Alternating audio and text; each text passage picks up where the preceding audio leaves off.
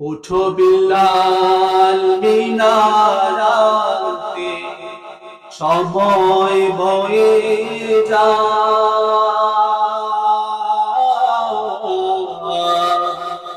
আজান দাও গো মধুর সুরে, শুনবার মনে চায়। ওঠো বিল্লাল মিনারাতে, সময় বয়ে যায়।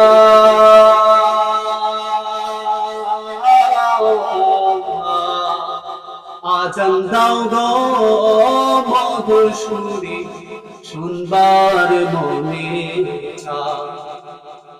বিল্লাল বলে আজান দিলে, কলিজা মোর যায় গো জ্বলে। বিল্লাল বলে আজান দিলে, কলিজা মোর যায় গো জ্বলে। আমার আজান কে শুনিবে নবী, নাই তো দুনিয়া।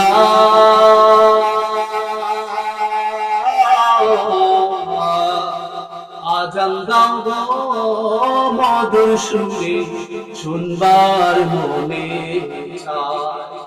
বেলাল রাদিয়াল্লাহু তাআলা আনহু আল্লাহর হাবিব সাল্লাল্লাহু আলাইহি ওয়াসাল্লামের প্রিয় পাত্র হয়েছেন ঈমানের পিছনে মেহনতের বিনিময়ে।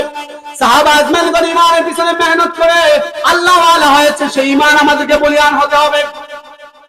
হযরত বশির রাদিয়াল্লাহু তাআলা আনহু ছোট বালক ছিলেন। সেই বশির রাদিয়াল্লাহু তাআলা আনহুর পিতা উহুদের যুদ্ধে নাম লেখায় দিলেন। বশির রাদিয়াল্লাহু তাআলা আনহু ছোট বালক, ভাবলেন হয়তো বাবা আমাকে রেখে চলে যাবে জিহাদের ময়দানে। বাবার আঙ্গুলে ধরে ধরে বাজারে যায়, বাবাকে হারাতে চায় না।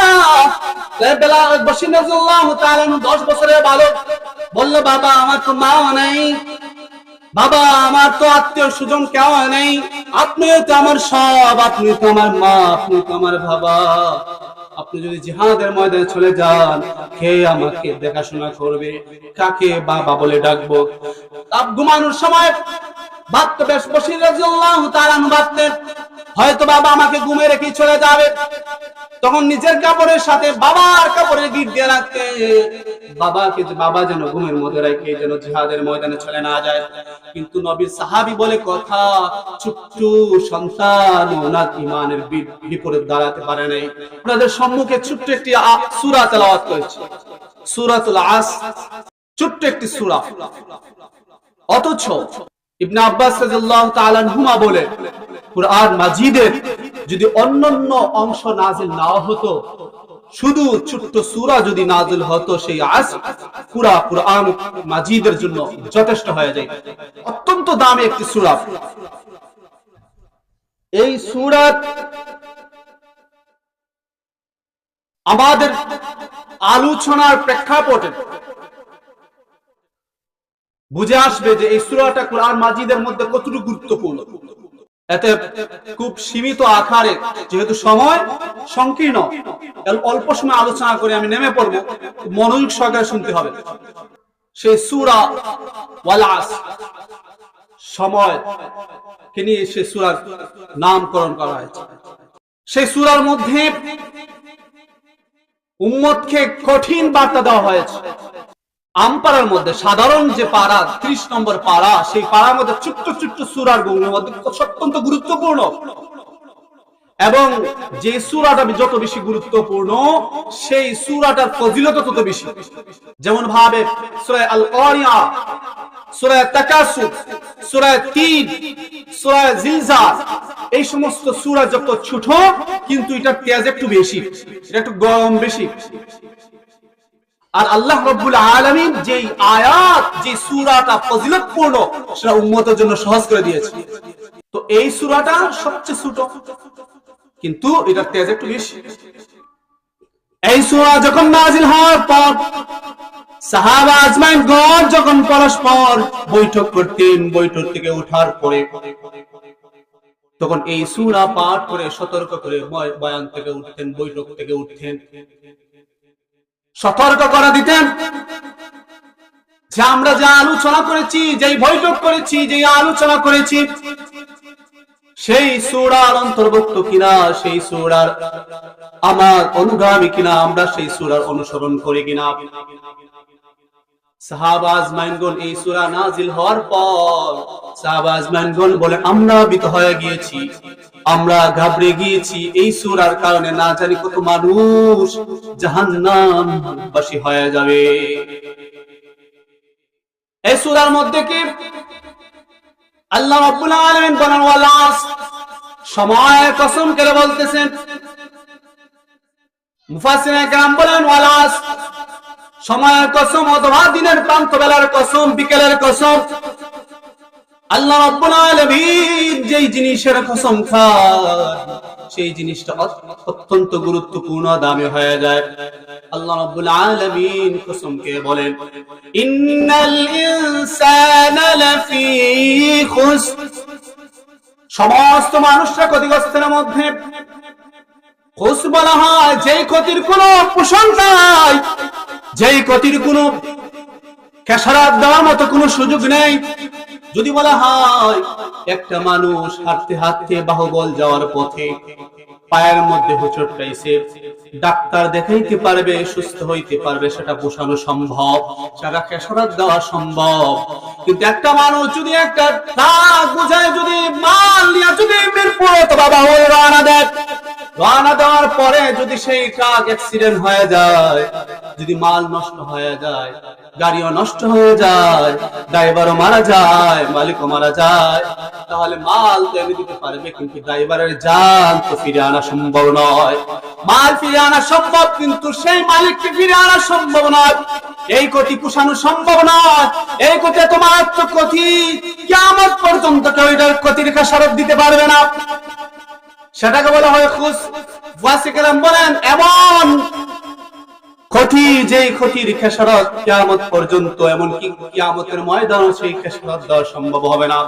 আল্লাহ রাব্বুল আলামিন বলেন ইন্নাল ইনসানা লাফি খুসর, সমস্ত মানুষরা ক্ষতিগ্রস্তের মধ্যে।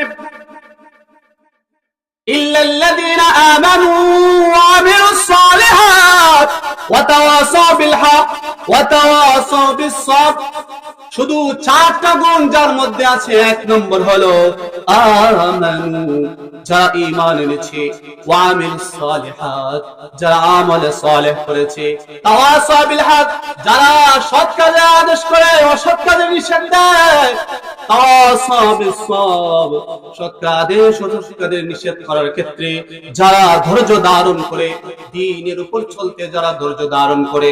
কয়টা গুণ? চারটা গুণ। কথা বলে কয়টা গুণ? চারটা। এক নম্বর কি? ঈমানের গুণ। এক নম্বর কি? ঈমানের গুণ। দ্বিতীয় হলো আমলের গুণ। তৃতীয় হলো সৎ কাজের আদেশ, অসৎ কাজের নিষেধ। চতুর্থ হলো নেকের উপর চলতে গেলে, দ্বীনের উপর চলতে গেলে কষ্ট মুজাহাদা, ধৈর্য ধারণ করা। এই চারটা গুণ। কিন্তু আল্লাহ তাআলা প্রথমে কেন বললেন সমস্ত মানুষ ক্ষতিগ্রস্তের মধ্যে? আবার দেখা যাচ্ছে যে চারটা গুণ প্রাপ্ত মানুষ ক্ষতি থেকে মুক্ত। কেন আল্লাহ তাআলা সমস্ত মানুষের কথা বললেন? আল্লাহ রাব্বুল আলামিন সূরা আসরের মধ্যে কঠিন ধমকি দিয়ে বলেছেন, ক্ষতি থেকে যদি বাঁচতে চাও চারটা গুণ তোমার ভিতরে রেখে নাও।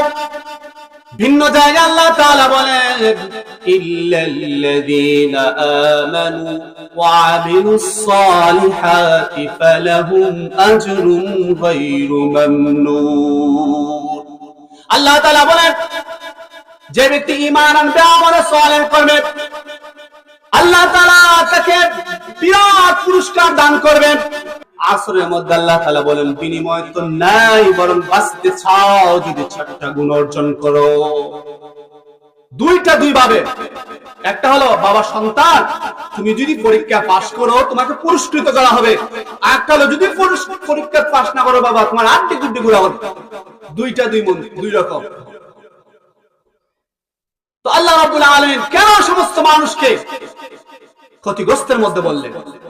আচ্ছা, যদি এই পশ্চিম বাদেশ্বর এর মাঝে যদি বেশিরভাগ দেখা যায় যে এক দুইজন বাদে সবাই নামাজ পড়ে, এখন এই এলাকার মানুষ কি নামাজি বলা যাবে না বেনামাজি বলা যাবে? তো আল্লাহ রাব্বুল আলামিন সমস্ত মানুষকে কেন ক্ষতিগ্রস্তের মধ্যে বললেন? যদি বাদশার গাইয়া গল পশ্চিম বাদশার দেখা যায় যে দুই একজন মানুষ নামাজ পড়ে না, বাকি সবাই নামাজ পড়ে। এমন পঞ্চায়েত সুরাগার মানুষ কি নামাজি না বেনামাজি? নামাজি। আর দেখা যায় যে 4-5 জন নামাজ পড়ে আর কেউ নামাজ পড়ে না। এখন পুরা গ্রামের মানুষ কি নামাজি না বেনামাজি? বেনামাজি। এখন একটা ক্লাসের মধ্যে 5 জন ছাত্রের মধ্যে 3 জন ভালো আর 2 জন ভালো না। এই ক্লাসটি ভালো না মন্দ? আর একটা ক্লাসের মধ্যে 3 জন ফেলডুর ছাত্র, মার্কা মারা ফেল, আর 2 জন খুব ভালো। তাহলে এই ক্লাসে ভালো ক্লাস না মেধাহীন ক্লাস? মেধাহীন। এজন্য আল্লাহ রাব্বুল আলামিন বলে ইন্নাল ইনসানা লাফি খুসর। এর দ্বারা মানুষ ক্ষতিগ্রস্তের মধ্যে বোঝানো হয়েছে যে অধিকাংশ মানুষ ক্ষতিগ্রস্তের মধ্যে। অধিকাংশ মানুষ। মাহফিলও মানুষ বেশি হয় না কম হয়? আর ফুটবল খেলা কেন মাহফিলে বেশি হওয়ার কথা, এখন কম হয় কেন? ভালো জিনিস হজম হয় না, কম হজম হয়। দেখা যায় মাহফিলে সুবহানাল্লাহ মুখ দিয়ে বাইরে না, কিন্তু ফুটবল মাঠে যদি দেখা যায় একটা গোল হয়ে যায়, হ্যাঁ 80 বছরের দাদাও দিফাল মারে ওঠে, গোল করে চিৎকার দিয়ে ওঠে। কারণ আল্লাহ তাআলা বলেছেন ইন্নাল ইনসানা লাফি খুসর। মানুষরা ক্ষতিগ্রস্তের মধ্যে, অর্থাৎ অধিকাংশ মানুষ ক্ষতিগ্রস্তের মধ্যে। যার মধ্যে 4টা গুণ পাওয়া যাবে, ইল্লাল্লাযীনা আমানু, কিন্তু 4 শ্রেণী ব্যতীত, আমানু যা ঈমান এনেছে, আমিলুস সালিহাত যারা আমল সালেহ করেছে, তাওয়াসা বিল হক যারা সৎ কাজের আদেশ ও সৎ কাজের নিষেধ করেছে, তাওয়াসা বিস সবর যারা সৎ কাজের আদেশ ও সৎ কাজের নিষেধ করার ক্ষেত্রে যারা ধৈর্য ধারণ করেছে। এই 4 কিসিমের মানুষ ব্যতীত সমস্ত মানুষ ক্ষতিগ্রস্তের মধ্যে। ঈমান বলা হয় বুখারীর বাদিউল ওয়াহী প্রথম অংশের মধ্যে ঈমানের ব্যাখ্যা বলা হয়েছে যে ঈমান 2টা মানা। কেউ বলেন একটা আমানা থেকে, আর একটা হলো আমাল থেকে। আমানা বলা হয় গচ্ছিত জিনিস ফেরত নেওয়া হয়, আমান বলা হয় নিরাপত্তা। উলামায়ে কেরাম বলেন ঈমানের দ্বারা একটা মানুষ, আল্লাহ তাআলা যা আমাকে ঈমান দান করেছে, সেই ঈমানের হিসাব আল্লাহ তাআলা কিয়ামতের ময়দানে নেবেন। আর যে ব্যক্তি ঈমান আনলো, সে জাহান্নাম থেকে মুক্তি পেয়ে, দুনিয়ার খারাপি থেকে মুক্তি পেয়ে, বিশৃঙ্খলা থেকে মুক্তি আল্লাহ তাআলা আমানতে রেখেছে। দুটোটা অর্থই সঠিক। সেই ঈমান এর 3টা শর্ত। একটা হলো মুখে স্বীকার করা। 1 নম্বর কি? মুখে আশহাদু আল্লা ইলাহা ইল্লাল্লাহ ওয়া আশহাদু আন্না মুহাম্মাদান আবদুহু ওয়া রাসূলুহু। দ্বিতীয় হলো দিলে বিশ্বাস করা। তৃতীয় হলো কাজে পরিণত করে দেখানো। আর 1 নম্বরটা তো ঠিক আছে, আমি তো পাক্কা মুসলমান। 2 নম্বরটা দিলে স্বীকার, এটা একমাত্র আল্লাহ এবং আমার মধ্যে ফয়সালা। আমার বিবিও জানবে না আমার ঈমান কতটুকু, আমার সন্তানও জানবে না আমার ঈমান কতটুকু, আমার বন্ধুও জানবে না আমার ঈমান কতটুকু, একমাত্র আল্লাহই জানেন আমার ঈমান কতটুকু। কিন্তু 3 নম্বরটা দিলে ফেস লাগে যায় যে কি, যে তুমি যে ঈমানদার, এমন কাজ করে দেখাও তো দেখি। 1 নম্বর ঠিক আছে, 2 নম্বর ঠিক আছে, 3 নম্বর হইলে আমাদের ঈমান ফেসে যায় যে কি, যে তোমার কাজে পরিণত করে দেখাও তোমার ঈমানের অবস্থা। ও আল্লাহর বান্দা, আল্লাহর গোলাম, আল্লাহ তাআলা ঈমানের সাথে আমলকে শর্ত জুড়ে দিয়েছে। অর্থাৎ ঈমানের সাথে আমলকে শর্ত জুড়ে দিয়েছে এজন্য যে বান্দা তুমি যে ঈমানওয়ালা, এজন্য তোমাকে নামাজ ফরজ করে দিয়েছি। তুমি যে ঈমানওয়ালা, তোমাকে পর্দা ফরজ করে দিয়েছি। তুমি যে ঈমানওয়ালা, তোমার উপর রোজা ফরজ করে দিয়েছি। তুমি যে ঈমানওয়ালা, তোমার উপর হজ যাকাতকে ফরজ করে দিয়েছি। বান্দা এবার তুমি তোমার ঈমানকে সাক্ষ্য দাও তোমার কাজের দ্বারা। এজন্য আল্লাহ রাব্বুল আলামিন ঈমানের সাথে আমলকে শর্ত জুড়ে দিয়েছেন। বান্দা শুধু ঈমান আনলেই হবে না, তোমার ঈমানের সাথে আমলে সালেহ লাগাইতে হবে। এজন্য আমানুর সাথে ওয়া আমিলুস সালিহাত শর্ত ধরে দিয়েছেন। এখন ওই জায়গায় এসে বললে হবে না, আমার ঈমান, নামাজ না পড়লে আমার ঈমান বড় মজবুত, আমি রোজা না রাখলে আমার ঈমান বড় মজবুত। ওই ব্যক্তি যদি এই কথা বলে থাকে তাহলে সে মিথ্যাবাদী। বুঝাচ্ছে কথা? যদি এই কথা বলে বুঝতে হবে কি সে মিথ্যা কথা বলতেছে। আল্লাহ বলতেছে যে তোমার ঈমানের সাথে আমল শর্ত, আর তুমি আমল না করে ঈমানদার হয়ে গেলা, তাহলে তো তুমি আল্লাহর পক্ষ থেকে কিন্তু যুক্তি দাঁড়া করায়া দিলা। সেটা যৌক্তিক না অযৌক্তিক? অযৌক্তিক। এটা ঈমানের সাথে আমলকে শর্ত জুড়ে দেওয়া হয়েছে। তারপর আল্লাহ রাব্বুল আলামিন শুধু ঈমান এবং আমলের দ্বারা সীমাবদ্ধ রাখেন নাই।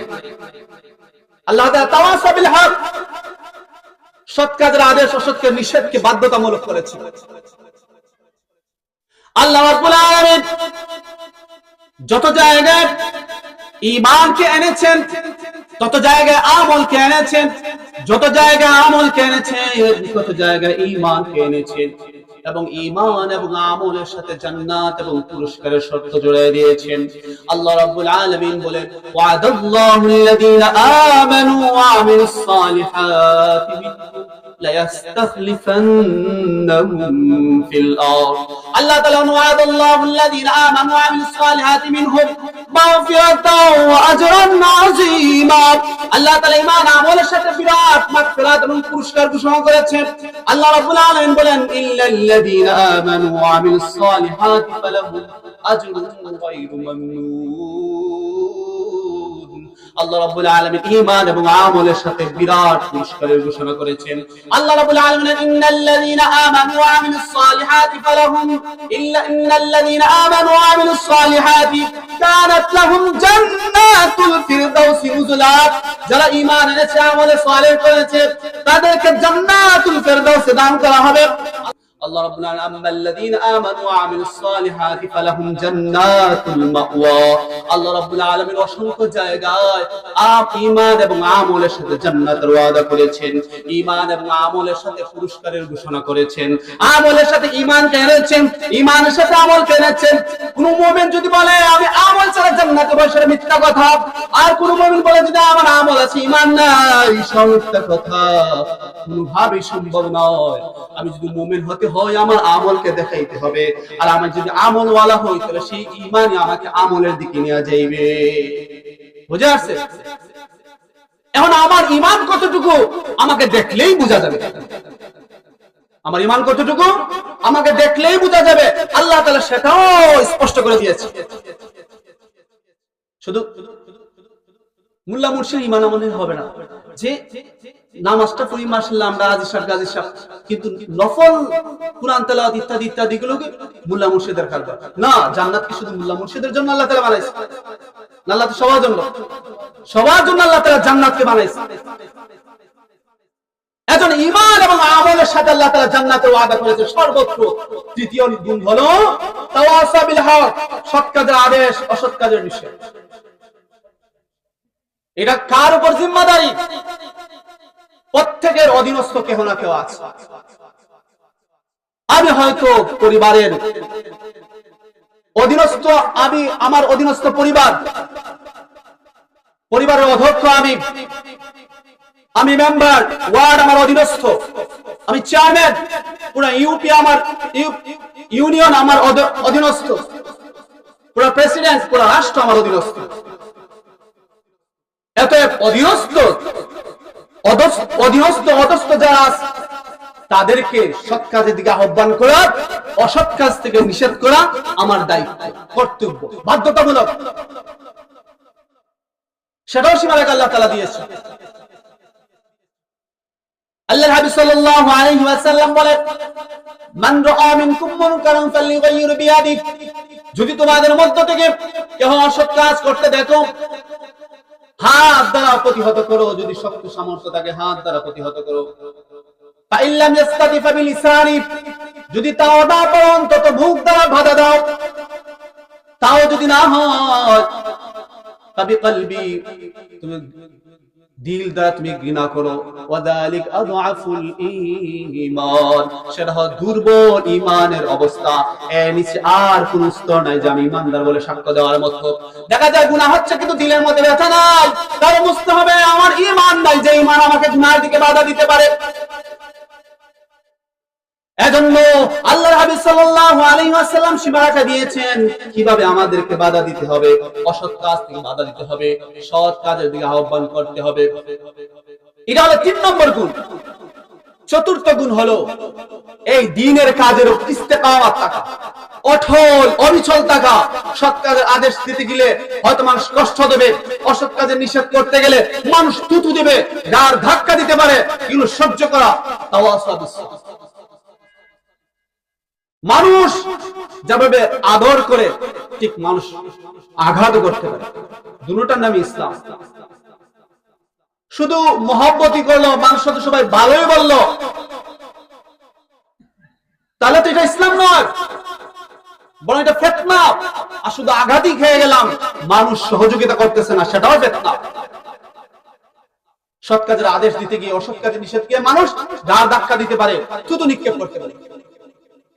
এখন যদি আমার ছেলের আমি নামাজের দাওয়াত দিলাম না, আমার আহাল আমি নামাজের দাওয়াত দিলাম না, দেখা যায় আমি আর দাঁড়িয়ে আছে, আমি 5 ওয়াক্ত নামাজি, কিন্তু কয়েকদিন পর দেখা যাবে যে আমার দাঁড়িয়ে আমারই আছে, আমার নামাজ আমারই আছে।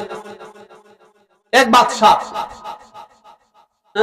এক বাদশাহ প্রধান উজির, প্রধান সেনাপতি আর প্রধান উজির, প্রধানমন্ত্রী, প্রাইম মিনিস্টার আর মেজর জেনারেল আর প্রেসিডেন্ট, 3 জন বসা।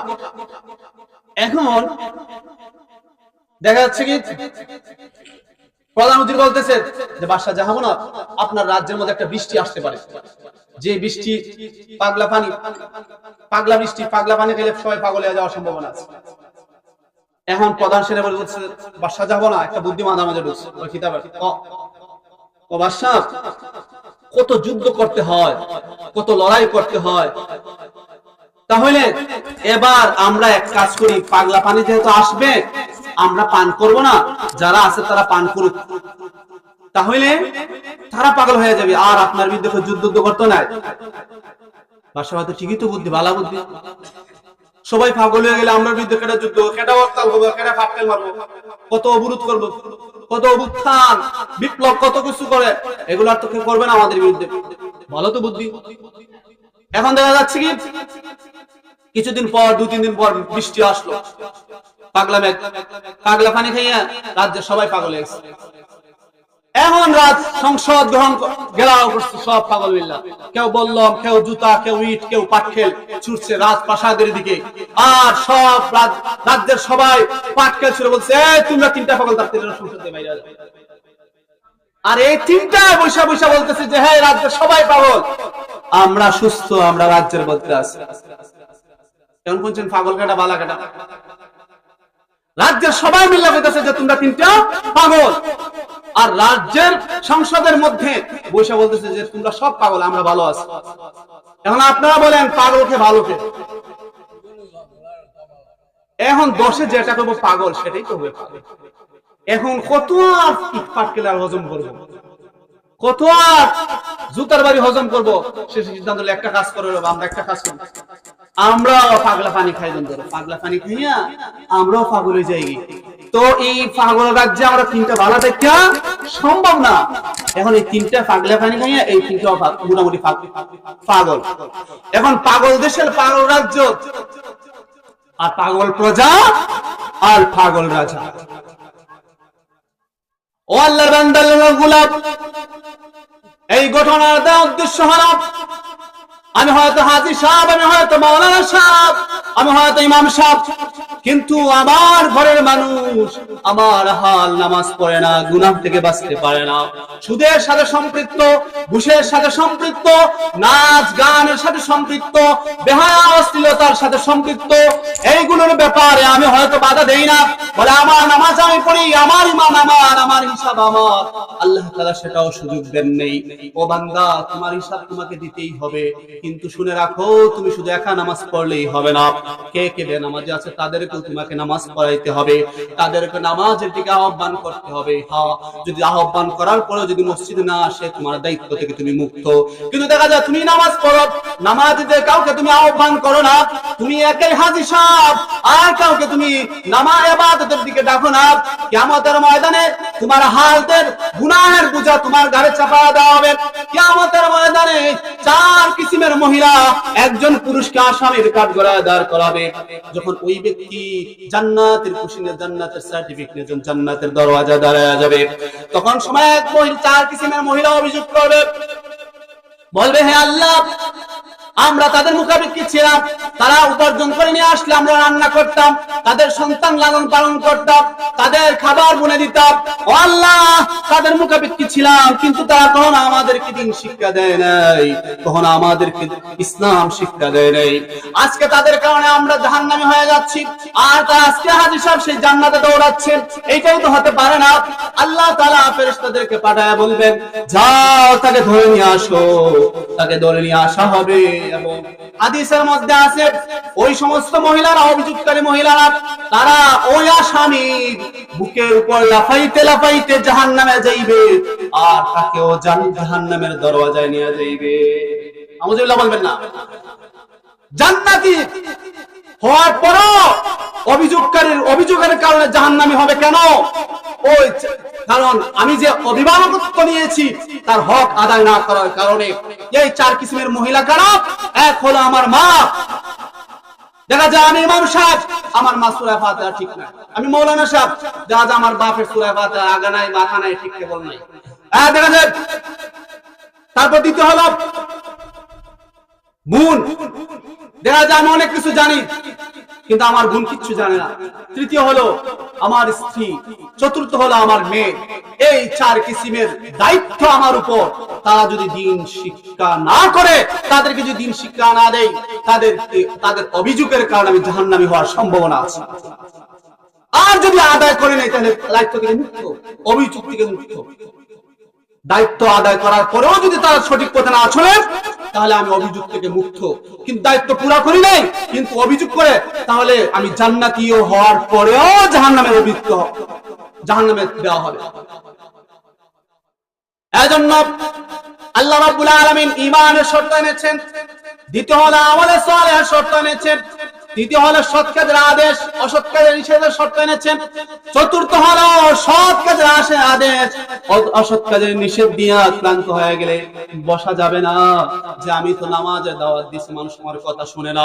আমি তো মানুষকে অসৎ কাজ নিয়েছি, মানুষ আমাকে কিল দিয়েছে, ঘুষি দিয়েছে, মানুষ আমাকে থুতু দিয়েছে, এখন আর পারবো না, এই কথা বলার সুযোগ নাই।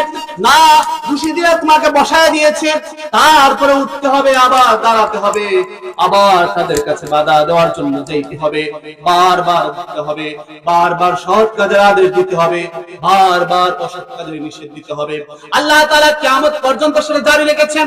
এজন্য যার মধ্যে চারটা গুণ আছে সে কখনো ক্ষতির মধ্যে না, কিন্তু যার মধ্যে চারটা গুণের মধ্যে একটাও যদি না থাকে, চারটা না থাকে, আল্লাহ তাআলা বলেন ক্ষতিগ্রস্তের মধ্যে যে ক্ষতি পোষানো অথবা খেসারত দেওয়া কোনোভাবে সম্ভব নয়। সাহাবা আজমাইনগণ যেভাবে ইস্তেকামত ছিলেন দ্বীনের উপর, আমাদেরকে সেভাবে ইস্তেকামত হতে হবে। দুর্বল ঈমান সবল করতে হবে, দুর্বল ঈমানকে সবল করতে হবে। সাহাবাদের মতো তাদের যে ঈমান ছিল, সেই ঈমান নিয়ে আমাদেরকে সৎ কাজের আদেশ, অসৎ কাজ নিষেধ করতে হবে, ঈমান আনতে হবে, আমলে সালেহ করতে হবে। হযরত বেলাল রাদিয়াল্লাহু তাআলা আনহুকে কি পরিমাণ কষ্ট দিয়েছিল। উত্তপ্ত মরুভূমির উপর শোয়া রাখতো, বুকের উপর প্রচন্ড পাথর ঝুলায় রাখতো, আর বলতো এইভাবে হয়তো তুমি মৃত্যুবরণ করবে, নয়তো তুমি ইসলাম ত্যাগ করবে। কিন্তু বেলাল রাদিয়াল্লাহু তাআলা বলতেন আহাদ আহাদ আহাদ, আল্লাহ এক, আল্লাহ এক। রাতে হলে পারাক্রমে তারা পেটাইতো, বেত্রাঘাত করতো। উমাইয়া ইবনে খালদ, আবু জেহেল, আবু লাহাব পারাক্রমে পেটাইতো, শান্ত হয়ে যাইতো, পানি পান করতো। তারপরে উনি বলতেন আহাদ লা ইলাহা ইল্লাল্লাহ, লা ইলাহা ইল্লাল্লাহ। তারপর ইমান যত আঘাত করে ওনার ইমান ততই তাজা হয়।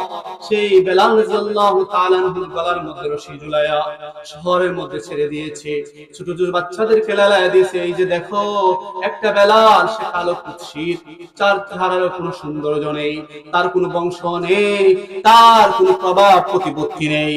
সেই বেলাল রাদিয়াল্লাহু তাআলা আনহুর গলার মধ্যে রশি ঝুলায়া শহরের মধ্যে ছেড়ে দিয়েছে। ছেড়ে দিয়ে বলছে, এই যে পাগল, তোমরা ছোট ছোট বাচ্চা আবুজ, তারা তো বুঝে না। সেই পাগল ভেবে তারা কেউ জুতা নিক্ষেপ করে, কেউ থুতু নিক্ষেপ করে, কেউ আঘাত করে, তারা খেলার তামাশা, খেলার বস্তু মনে করেছে।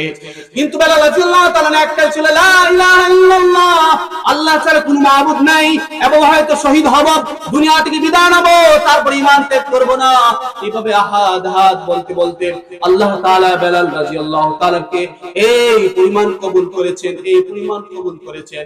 একবার হুজুর সাল্লাল্লাহু আলাইহি বেলাল রাদিয়াল্লাহু তাআলা আনহু হাইয়া আলাস সালাহ বলার ক্ষেত্রে ভুল হইতো, সামান্য ত্রুটি হইতো উচ্চারণের ক্ষেত্রে, ইহুদিরা মশকারি করত।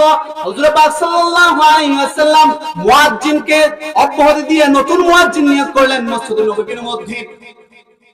আর সেই দিন সূরা সাদিকের ক্ষেত্রে জিবরাইল আলাইহিস সালাম, দেখা সূরা সাদিক হচ্ছে না, জিবরাইল আলাইহিস সালাম জমিনের উপর নেমে আসলেন, বললেন, কি হলো, আজকের আযান তো আসমানে ওঠে নাই, যতক্ষণ পর্যন্ত আযান না পৌঁছবে ততক্ষণ পর্যন্ত সুবহে সাদিক হবে না। বেলাল রাদিয়াল্লাহু তাআলা আনহুকে আবার মুয়াজ্জিন নিয়োগ দেওয়া হলো। বেলাল রাদিয়াল্লাহু তাআলা আবার আযান দিলেন, সুবহে সাদিক হলো। তারপরে একবার হুজুর সাল্লাল্লাহু আলাইহি ওয়াসাল্লাম খানা খাইতে বসছেন সেহরির সময়। বেলাল রাদিয়াল্লাহু তাআলা বললেন, আল্লাহর হাবিব, সেহরির সময় শেষ, উঠে পড়ুন। হুজুর সাল্লাল্লাহু আলাইহি ওয়াসাল্লাম খানা খাচ্ছেন। বেলাল রাদিয়াল্লাহু তাআলা আবার গিয়ে বললেন, আল্লাহর হাবিব, খানা শেষ করুন, সেহরির সময় শেষ। আল্লাহর হাবিব সাল্লাল্লাহু আলাইহি ওয়াসাল্লাম খানা খাচ্ছেন। কিছুক্ষণ পর বেলাল রাদিয়াল্লাহু তাআলা আবার গিয়ে বললেন, আল্লাহর হাবিব, খানা আল্লাহর কসম সুবহে সাদিক হয়ে গিয়েছে, আপনি খানা শেষ করুন। হুজুর সাল্লাল্লাহু আলাইহি ওয়াসাল্লাম তৎক্ষণাৎ প্লেট থেকে হাত উঠায় ফেললেন, বললেন, ও বেলাল শুনো, নবীরা যখন সেহরি খায় আল্লাহ তাআলা নবীদের সম্মানে কখনো সুবহে সাদিক দেন না, কিন্তু তুমি বেলাল যখন আল্লাহর কসম খেয়ে ফেলছো, আল্লাহ তাআলা তৎক্ষণাৎ সুবহে সাদিক দিয়ে দিয়েছে। আমি মুহাম্মদুর রাসূলুল্লাহ সাল্লাল্লাহু আলাইহি ওয়াসাল্লাম পাত্র থেকে হাত উঠায় ফেলেছি। সুবহানাল্লাহ। যে বেলাল রাদিয়াল্লাহু তাআলার বংশ নেই, মর্যাদা নেই, সৌন্দর্য নেই, প্রভাব নেই, ব্যক্তিত্ব নেই, ইষ্টি নেই, গোষ্ঠী নেই, অর্থ নেই, বৃত্ত নেই, তারপরে বেলাল রাদিয়াল্লাহু তাআলার ঈমানের বিনিময়ে আল্লাহ তাআলা কই পর্যন্ত পৌঁছে দিয়েছে। হুজুর সাল্লাল্লাহু আলাইহি ওয়াসাল্লাম বলেন, বেলাল, আমি যখন জান্নাতে ঢুকবো, ডান পাশে থাকবে আবু বকর, বাম পাশে থাকবে ওমর, আর উঠের লাগাম ধরে বেলাল হেঁটে হেঁটে জান্নাতের মধ্যে প্রবেশ করবে। বেলালকে আল্লাহ তাআলা কি পরিমাণ কবুল করেছেন, সেই ঈমান আমাদেরকে আনতে হবে।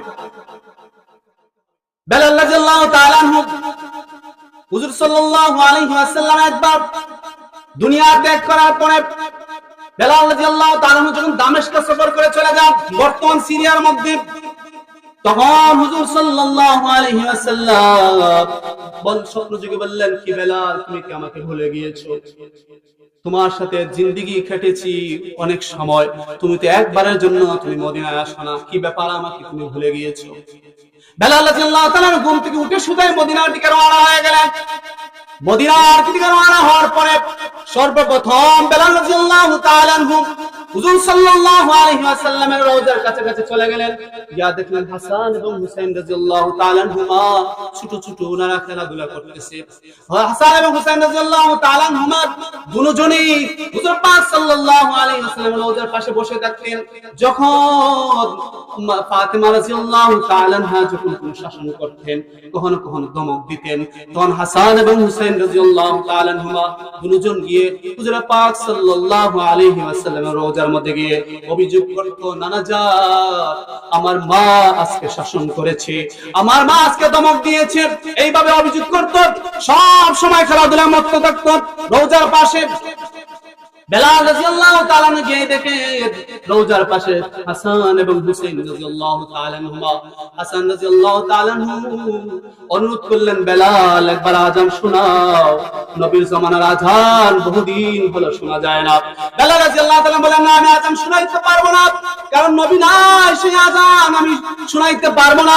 বারবার পিরাপিরি করার পর বেলাল রাদিয়াল্লাহু তাআলা যখন মিনারের মধ্যে উঠলেন, বললেন আল্লাহু আকবার, আল্লাহু আকবার, আশহাদু আল্লা ইলাহা ইল্লাল্লাহ, আশহাদু আন্না মুহাম্মাদুর রাসূলুল্লাহ বলার সাথে সাথে বেলাল রাদিয়াল্লাহু তাআলা আনহু মিনার থেকে পড়ে যান, বেহুশ হয়ে পড়ে যান।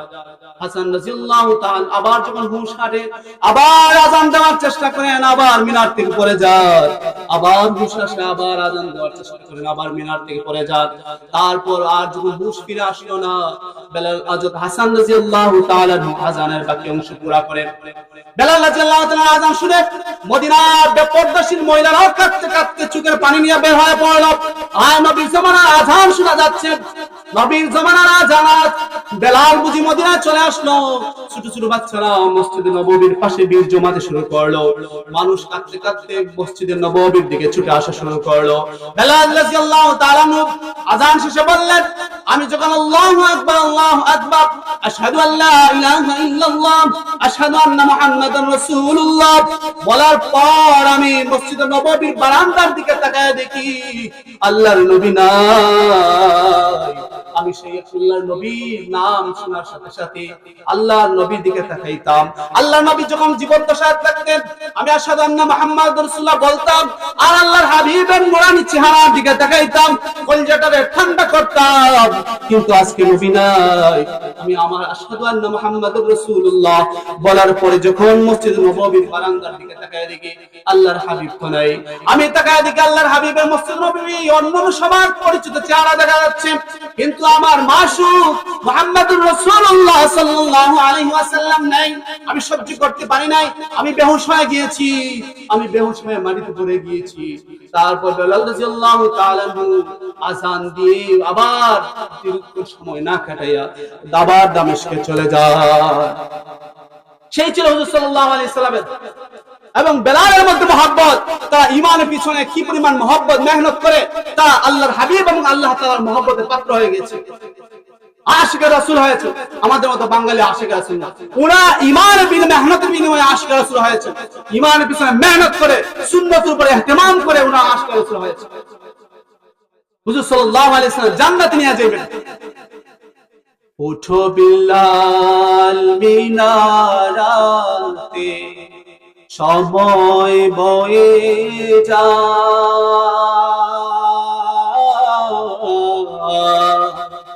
আযান দাও গো মধুর সুরে শুনবার মনে চায়। ওঠো বিলাল মিনারাতে সময় বয়ে যায়,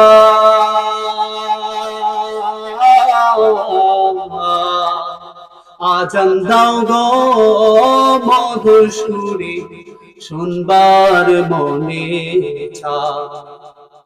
বিল্লাল বলে আযান দিলে কলিজা মোর যায় গো জ্বলে। বিল্লাল বলে আযান দিলে কলিজা মোর যায় গো জ্বলে। আমার আযান কে শুনিবে নবী নাই তো দুনিয়া,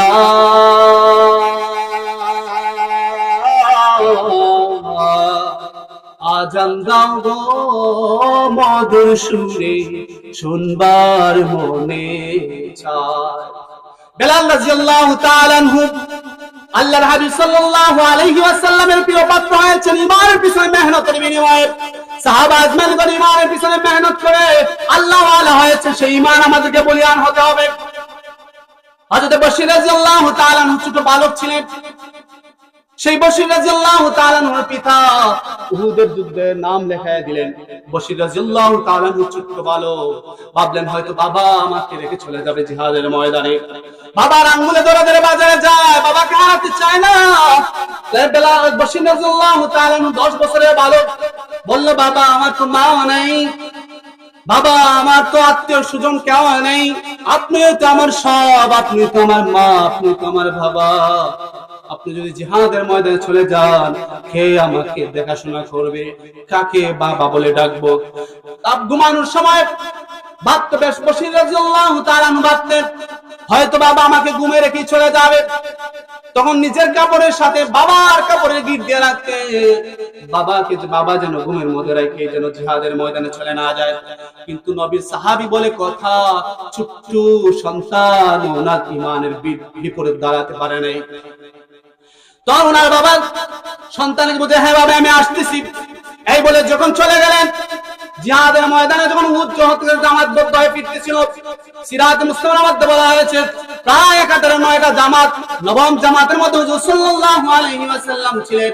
এক এক জামাত যখন মদিনার মধ্যে ঢোকা শুরু হয়ে গেল, এক এক জামাত যখন মদিনার মধ্যে ঢুকতে শুরু করলো, প্রথম জামাত যখন মদিনার মধ্যে ঢুকলো, বশির রাদিয়াল্লাহু তাআলা ছোট্ট ছোট্ট পা নিয়ে যখন পাহাড়ের চূড়ায় উঠলেন, দুইটা হাত ছোট্ট ছোট্ট হাত গালের মধ্যে রেখে অপেক্ষা করতে লাগলেন কখন বাবা আসবে। যখন একটা জামাত যখন মদিনার মধ্যে ঢুকতো, তখন দৌড়াইয়া সেই জামাতের কাছাকাছি যাইতে গিয়ে বলতেন, এই জামাতে আমার বাবা আছে কিনা? বলে, এই জামাতে তো তোমার বাবা নাই। আবার কষ্ট কইরা পাহাড়ের চূড়ায় উঠতেন, আবার পাহাড় থেকে নামতেন, যখন আর দ্বিতীয় জামাত দেখতেন, দ্বিতীয় দলের কাছে বলতেন, এই জামাতে আমার বাবা আছে কিনা? বলে, এই জামাতে তোমার বাবা নাই। এইভাবে একটা দুইটা অষ্টম জামাত চলে গিয়েছে। নবম জামাত যখন আসতেছে, বশির রাদিয়াল্লাহু তাআলা বহু কষ্ট করে পাহাড় থেকে নেমে জামাতের কাছাকাছি গেলে গিয়ে দেখলেন আল্লাহর হাবিব সাল্লাল্লাহু আলাইহি ওয়াসাল্লাম, আল্লাহর হাবিব সাল্লাল্লাহু আলাইহি ওয়াসাল্লামের সামনে গিয়ে বলতেছেন যে, আল্লাহর হাবিব সাল্লাল্লাহু আলাইহি ওয়াসাল্লাম আমার বাবাকে দুনিয়াতে আছেন কিনা? আল্লাহর হাবিব সাল্লাল্লাহু আলাইহি ওয়াসাল্লামের চক্ষু মুবারক দিয়ে পানি ঝরতেছিল। উনি ডান দিকে চেহারা মুবারক ঘুরায় নিলেন, ছোট্ট বশির রাদিয়াল্লাহু তাআলা ডান দিকে গিয়ে আল্লাহর হাবিব সাল্লাল্লাহু আলাইহি ওয়াসাল্লামের চেহারার সামনে দাঁড়ায়া বললেন, আল্লাহর হাবিব এই জামাতে আমার বাবা আছে কিনা? আল্লাহর হাবিব সাল্লাল্লাহু আলাইহি ওয়াসাল্লাম বাম দিকে চেহারা ঘুরালেন, ছোট্ট বশির রাদিয়াল্লাহু তাআলা আবার বাম দিকে চেহারা ঘুরালেন। তখন হুজুর সাল্লাল্লাহু আলাইহি ওয়াসাল্লাম চোখ দিয়ে ধার ধার পানি ঝরতেছিল। কি জবাব দিবেন সে বশিরকে? বশির রাদিয়াল্লাহু তাআলা জবাব না দিয়ে আল্লাহর হাবিব সাল্লাল্লাহু আলাইহি ওয়াসাল্লাম চেহারা মুবারক আবার সামনে থেকে নিয়ে এসেছেন।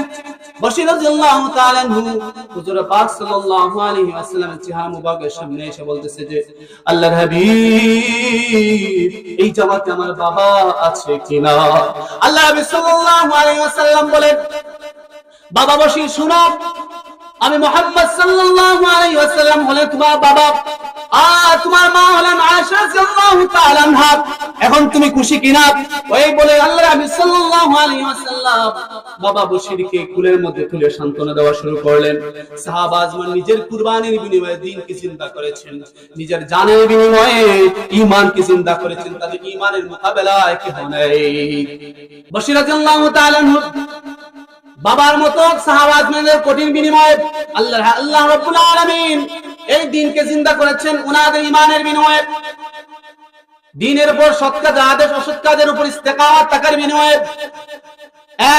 যখন তাবুকের যুদ্ধের মধ্যে হুজুর সাল্লাল্লাহু আলাইহি ওয়াসাল্লাম বলছেন, তোমাদের যা যা আছে তোমরা হাজির হয়ে যাও। কেউ হুজুর পাক সাল্লাল্লাহু আলাইহি ওয়াসাল্লামের কাছে সবকিছু সম্পত্তি নিয়ে হাজির হয়েছে। আবু বকর রাদিয়াল্লাহু তাআলা সবকিছু নিয়ে হাজির হয়েছেন। উমর রাদিয়াল্লাহু তাআলা সম্পদ নিয়ে হাজির হয়েছেন। উসমান রাদিয়াল্লাহু তাআলা 1/3 সৈন্য বাহিনীর খরচ বহন নিয়ে হাজির হয়েছেন। তখন সমস্ত সাহাবীরা যা যা কিছু নিয়ে আছে সব কিছু নিয়ে হাজির হয়েছে। এক মহিলা আয়েশা বলতেছে, আল্লাহর হাবিব সবাই তো সব কিছু নিয়ে হাজির হইতেছে, আমার তো কি নিয়ে আমি হাজির হব? কি আপনাকে নজরানা পেশ করব? আমার তো সম্পত্তি নাই, আমার তো বাড়ি নাই, আমার তো কোনো বিটা নাই, আমার তো কোনো স্বামী নাই, আমার তো কোনো সন্তান নাই, আমার একটা দুধের বাচ্চা আছে, সেই দুধের বাচ্চাকে আপনার রাস্তায় কুরবান করতে চাই। একটা দুধের বাচ্চার প্রতি বাবা যতটুকু না মহব্বত, তার চেয়ে বহু গুণ মহব্বত একটা মা তার সন্তানের প্রতি।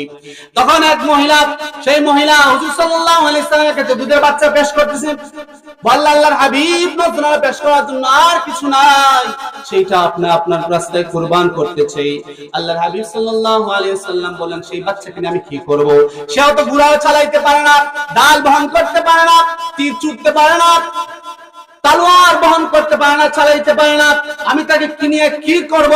সেই মহিলা বলতেছে, আল্লাহর হাবিব, কিছু নাই শরীক হওয়ার মতো, সেই দুধের বাচ্চা আছে, সেই দুধের বাচ্চাটাও যদি আপনি কবুল করতেন বড় খুশি হইতাম। বলেন জানি কিনিয়া কি করব? সেই মহিলা বলতেছে, জানি সে ঘোড়া চালাইতে পারে না, সে ডাল বহন করতে পারে না, সে তীরও ছুটতে পারে না। ও আল্লাহর হাবিব, আপনার দিকে যখন কাফের বেঈমানরা যখন তীর ছুড়বে, আপনার দিকে যখন কাফের বেঈমানরা আক্রমণ করবে, আপনি আমার দুধের বাচ্চাটাকে ঢাল হিসেবে ব্যবহার করবেন। তীর এসে আমার ছোট বাচ্চাকে জাজরা করে ফেলবে, যেন একটা তীর আপনার দেহ মুবারকের দিকে না লাগে। হুজুর পাক সাল্লাল্লাহু আলাইহি ওয়াসাল্লামের সাহাবা আজমাইনদের এইরকম কষ্টের বিনিময়ে আমরা দ্বীন পেয়েছি। সেই দ্বীনের উপর ইস্তেকামত থাকবো সাহাবাদের মতো, নিজের মতো নয়, সাহাবাদের মতো থাকবো, অটল অবিচল থাকার চেষ্টা করব। কুরবানির বিনিময়ে মসজিদ মাদ্রাসার সাথে সম্পৃক্ত থাকবো, উলামায়ে কেরামের সাথে সম্পৃক্ত থাকবো। আপনাদের সামনে মসজিদ, সেই মসজিদই আমাদের